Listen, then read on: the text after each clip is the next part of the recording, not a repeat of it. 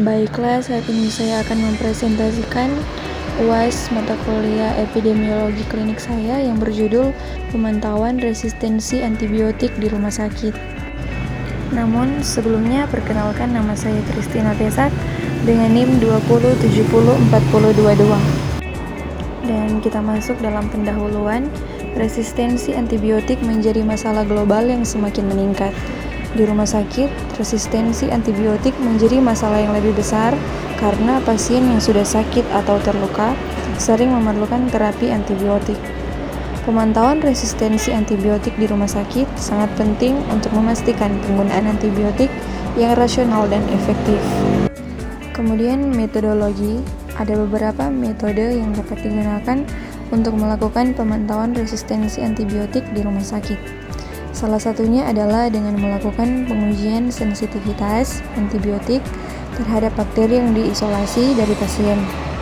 Pengujian ini dapat dilakukan secara rutin dengan menggunakan teknik seperti difusi atau metode konsentrasi minimal inhibisi. Kemudian hasil penggunaan dan pemantauan. Data dari pemantauan resistensi antibiotik dapat digunakan untuk membentuk kebijakan penggunaan antibiotik yang rasional dan efektif. Data ini dapat digunakan sebagai dasar untuk mengembangkan pedoman klinis yang baru, membuat rekomendasi untuk penggunaan antibiotik, dan bahkan untuk memilih jenis antibiotik yang digunakan di rumah sakit.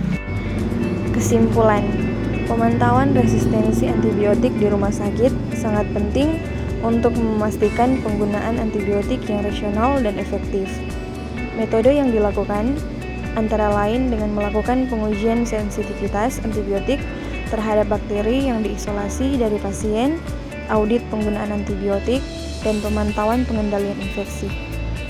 Data dari pemantauan resistensi antibiotik dapat digunakan sebagai dasar untuk memperbaiki kebijakan penggunaan antibiotik dan pengendalian infeksi, serta untuk memilih jenis antibiotik yang digunakan di rumah sakit.